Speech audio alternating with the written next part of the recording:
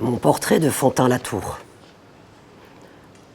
Posant pour l'artiste Fantin-Latour qui réalise mon portrait, il a parlé de s'engager sur le vrai chemin, la nature. Pleine de fleurs, certes, mais néanmoins foisonnante avec les ténèbres de l'âme. Étant libéré de tout ce qu'il avait vu ou étudié, il s'asseyait, disait-il, devant un miroir et se recueillait, pour ainsi dire, devant son reflet, inspiré par les fantasmes, la lueur, les sublimes incertitudes de l'imagination lui permettaient de désapprendre tout ce qu'il savait. Et, en fait, il n'y a rien de plus inconnaissable et de plus poignant que ces pivoines et ces cerisiers en fleurs du Japon. Rien de plus sévère, de plus subtil, de plus obsédant que les couleurs des murs qui se cachent derrière eux. Rien de plus noble, de plus grave, de plus intime que ces portraits engloutis dans les ténèbres de l'âme.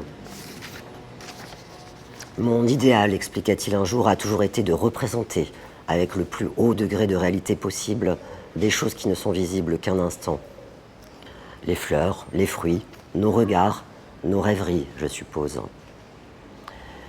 Il y a aussi un tableau dans lequel une table n'épouse pas complètement le coin de la pièce et dont les murs ne suivent pas entièrement la perspective.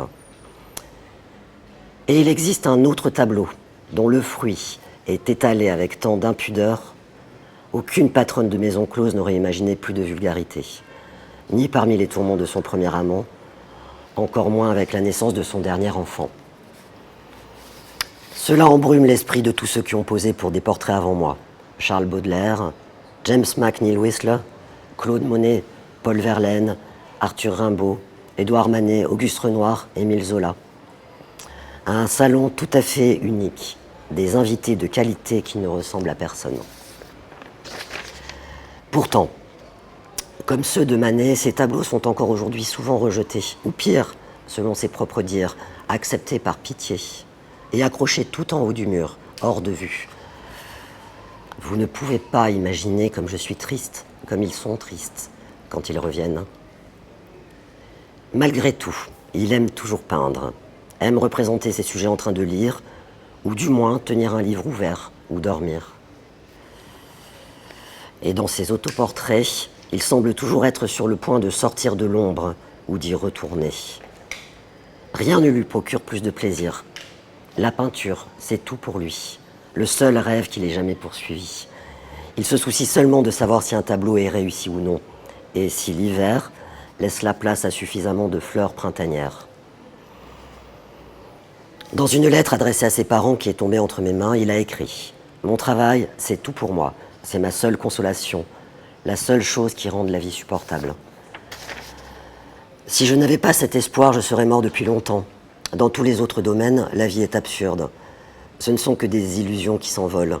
Le bonheur est passager, et puis il y a les tristesses. Mais c'est la fin de ces petits bonheurs, les ténèbres de l'âme, que je crains le plus. »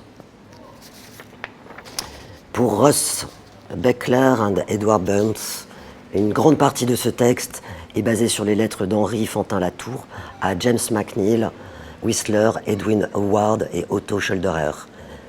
Hôtel d'Angleterre, Paris, France, le 9 janvier 2017. Merci.